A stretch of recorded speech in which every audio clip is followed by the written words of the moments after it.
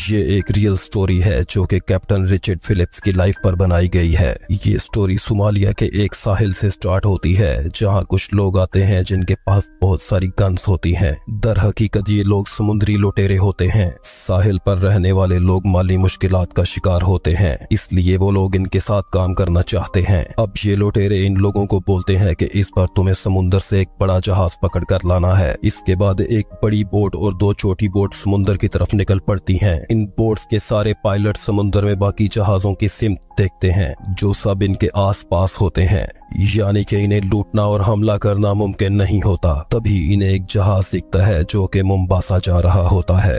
दर हकीकत इन लुटेरों ने उस जहाज की कम्युनिकेशन फ्रीक्वेंसी ट्रैक की होती है। यही वजह है कि ये लोग जान सकते हैं कि उस जहाज में क्या बातचीत हो रही है, इसलिए ये लोग जानते हैं कि ये जहाज इन्हीं के रास्ते से ही गुजर कर जाएगा। दूसरी तरफ हम वो जहाज देखते हैं जो कि एक कार्गो शिप होता है जिसके कैप्टन का नाम है रिचर्ड फिलिप्स। रिचर्ड जानता है कि जिस रास्ते से इसने गुजर कर जाना है वो समुद्री डाकुओं से भरा हुआ है, इसीलिए रिचर्ड पहले से अलर्ट होता है। अब रिचर्ड दूरबीन से देखता है तो उसे अपने जहाज की तरफ कोई बहुत ही तेजी से आता हुआ दिखाई देता है, पर वो काफी दूर होते हैं। पर रडार में देखने के बाद रिचर्ड को पता चलता है कि कोई उनका पीछा कर रहा है। अब वो क्रू मेंबर को जहाज को लेफ्ट लेने का बोलता है। जब जहाज लेफ्ट जाता है तो वो लोग भी इनके पीछे आना शुरू हो जाते हैं। ये देखकर रिचर्ड समझ जाता है कि वो लोग समुद्री डाकू हैं और अब वो इसकी information UK maritime trade operation Dubai को देता है। ऑपरेटर कंप्लेन रजिस्टर्ड करती है और बोलती है हो सकता है वो मछुआरे हों। कैप्टन फिलिप्स उसे बोलता है कि वो मछुआरे नहीं हैं और फोन बंद कर देता है। अब जब फिलिप्स दूरबीन के साथ उन बोट्स को देखते हैं तो उनको पता चलता है कि आने वाले लोग गन्स के साथ हैं और वो इनके बहुत करीब आ चुके हैं। इसके बाद फिलिप्स रेडियो उठाते हैं और पुलिस को कॉल करते हैं और पुलिस को बताते हैं कि हमारे पीछे दो बोट्स आ रही हैं जिनमें समुद्री डाकू हैं। फिलिप्स ये भी जानता है कि यहाँ की हर बात वो लुटेरे सुन रहे हैं। अब फिलिप्स आवाज बदलता है और बोलता है कि 5 मिनट तक तुम्हारे पास आर्मी का हेलीकॉप्टर पहुंच जाएगा। दर हकीकत फिलिप्स का पुलिस के साथ कांटेक्ट ही नहीं हो पाता। वो इसलिए ऐसा कर रहा होता है कि ताकि लुटेरे ये सब कुछ सुने और वापस चले जाएं। और होता भी कुछ ऐसा ही है। ये सब कुछ जानकर एक बोट वापस चली जाती है। पीछे जो बड़ी बोट होती है उसमें एक बूढ़ा शख्स होता है, वो भी ये सब कुछ जानकर इनके पीछे आना बंद कर देता है। अब एक बोट और 4 लुटेरे शिप के पीछे होते हैं। अब कैप्टन फिलिप्स जहाज की स्पीड कम करता है और उसे लेफ्ट राइट करता है जिससे बहुत बड़ी बड़ी लहरें बन जाती हैं। इन लहरों से लुटेरों की बोट का इंजन खराब हो जाता है और कैप्टन फिलिप्स का शिप इन लोगों से दूर निकल जाता है। रात को सारे क्रू मेंबर डिस्कस करते हैं कि फिर वो हमारे पीछे आए तो हम क्या करेंगे। कैप्टन फिलिप्स बोलते हैं कि हम उन्हें ऐसे ही रोकेंगे जैसे आज रोका। इनमें से एक कहता है क्यों ना हम अपने शिप को दूसरे रास्ते से लेकर जाएं जो इन लुटेरों की पहुंच से बहुत दूर हो। कैप्टन फिलिप्स बोलते हैं कि हम अफ्रीका के जिस इलाके में हैं यहाँ लुटेरों के 5 ग्रुप्स काम करते हैं। हर 300 मील पर हमें लुटेरों का सामना करना पड़ेगा, इसीलिए हमें सही डेस्टिनेशन मुंबासा की तरफ जाना चाहिए। और ये निकल पड़ते हैं। नेक्स्ट मॉर्निंग वही लुटेरे इनका पीछा कर रहे होते हैं। ये सब देखकर कैप्टन फिलिप्स समुद्री पुलिस को कॉल करते हैं और इस पर इनका राब्ता हो जाता है। वो पुलिस को बताते हैं कि कुछ समुद्री लुटेरे हमारे शिप पर हमला करने वाले हैं। पुलिस बोलती है कि हम जल्द मदद भेजने की कोशिश करेंगे। इसके बाद कैप्टन फिलिप्स जहाज के पानी के सारे प्रेशर पंप्स ऑन कर देता है ताकि पानी के प्रेशर से लुटेरों की बोट शिप तक ना पहुंच पाए। इस सब के बावजूद वो लुटेरे शिप पर पहुंच जाते हैं। ये देखकर कैप्टन फिलिप्स फोन पर जहाज के सभी लोगों को बोलते हैं कि वो इंजन रूम में जाकर छुप जाएं। जब तक मैं एक पासवर्ड सफर टाइम ना बोलूं कोई भी बाहर नहीं निकलेगा। इसी दौरान वो लुटेरे कैप्टन फिलिप्स और इनके 2 लोगों को बंदी बना लेते हैं। अब लुटेरों का सरदार जिसका नाम यूसा होता है कैप्टन फिलिप्स को बोलता है डरने की जरूरत नहीं है, हम यहाँ डील करने आए हैं, किसी को मारने नहीं। कैप्टन फिलिप्स उसे बोलते हैं कि हमारे पास खाने पीने का सामान, कुछ कागजात और सिर्फ $30,000 हैं। अगर तुम चाहो तो ये सब कुछ ले लो और यहाँ से चले जाओ। यूसा बोलता है कि हम बेकारी नहीं हैं, तुम अपने सभी साथियों को ऊपर डेक पर बुलाओ। अब कैप्टन फिलिप्स फोन पर बिना पासवर्ड के सब लोगों को ऊपर आने का बोलते हैं। यही वजह है कि ऊपर कोई नहीं आता। अब वो लोग नीचे से शिप के इंजन को बंद कर देते हैं।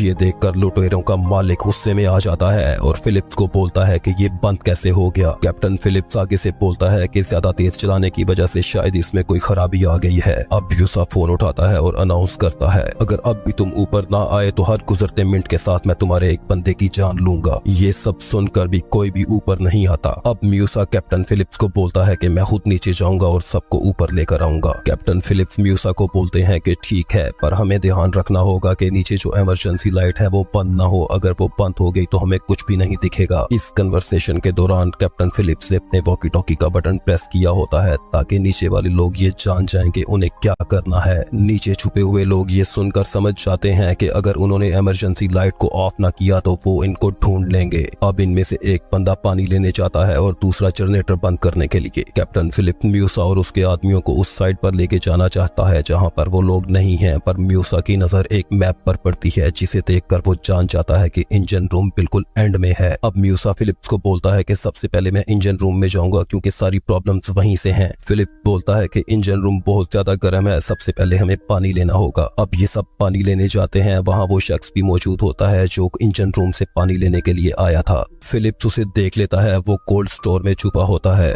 वहाँ पर काफी अंधेरा भी होता है। कैप्टन म्यूसा के आदमी को बोलता है कि तुमने पाँव में कुछ नहीं पहना हुआ, तुम्हें चोट लग सकती है। अब ये तीनों यहाँ से निकल जाते हैं। वहाँ पर छुपा हुआ शख्स ये जान जाता है कि इन लोगों ने पाँव में कुछ नहीं पहना हुआ। अब वो अपने साथियों को इन्फॉर्म करता है कि जो लोग तुम्हारी तरफ आ रहे हैं वो बिना जूतों के हैं, इसलिए तुम उनके रास्ते में कांच बिछा दो। और वो लोग ऐसा ही करते हैं, जिससे म्यूसा के आदमी के पाँव में कांच लग जाता है और खून बहने लगता है। जब ये तीनों इंजन रूम में पहुंचते हैं तो वहाँ पर लाइट चली जाती है क्योंकि पहले जो आदमी बाहर आया होता है वो इंजन को बंद कर देता है। अब फिलिप्स म्यूसा को बोलता है कि इस अंधेरे में हम कुछ भी नहीं ढूंढ पाएंगे, इसलिए हमें ऊपर जाना चाहिए। इसके बाद म्यूसा गुस्से में आ जाता है और फिलिप्स को बोलता है कि तुम मेरे जख्मी साथी को लेकर यहाँ से दफा हो जाओ, मैं तुम्हारे साथियों को ढूंढ कर ही ऊपर आऊंगा। अब फिलिप्स उसके जख्मी साथी को लेकर ऊपर आ जाता है। अब म्यूसा इंजन रूम में अकेला रह जाता है। अब कैप्टन फिलिप्स के लोग म्यूसा को बंदी बना लेते हैं। अब इंजन रूम से एक क्रू मेंबर ऊपर मौजूद लुटेरों को रेडियो से एक मैसेज भेजता है और कहता है कि तुम्हारा मालिक हमारे कब्जे में है, अगर तुम चाहते हो कि ये जिंदा रहे तो तुम कैप्टन फिलिप्स और हमारे बाकी साथियों को छोड़ दो। अब कैप्टन फिलिप्स रेडियो पे म्यूसा से बात करता है और कहता है कि मैं जानता हूँ कि तुम लोगों के पास बोट भी नहीं है, मैं तुम लोगों को बोट भी दूंगा और $30,000 भी लो और यहाँ से चले जाओ। म्यूसा मान जाता है। अब कैप्टन फिलिप्स मूसा के एक आदमी को बता रहा होता है कि बोट को समुद्र में कैसे ऑपरेट करना है। इसी दौरान म्यूसा फिलिप्स के पीछे खड़े हुए अपने आदमी को इशारा करता है और वो गन के पिछले हिस्से से फिलिप्स को मारता है। अब ये बोट का दरवाजा बंद करते हैं और बोट को समुद्र में उतार देते हैं, यानी कि ये लोग फिलिप्स को किडनैप कर लेते हैं और अपने साथ ले जा रहे होते हैं। वहीं ये बात समुद्री नेवी को भी पता चल चुकी होती है और वो उस बोट पे नजर रखे हुए होते हैं। लुटेरे बोट को सीधा सोमालिया ले जा रहे होते हैं। वहां जाकर ये लोग कैप्टन फिलिप्स जिस कंपनी में काम करते हैं उस कंपनी से पैसों की डिमांड करेंगे। इसी दौरान ये लुटेरे आपस में लड़ने भी लग जाते हैं क्योंकि ये जो नशा करते हैं वो इनके पास खत्म हो चुका होता है।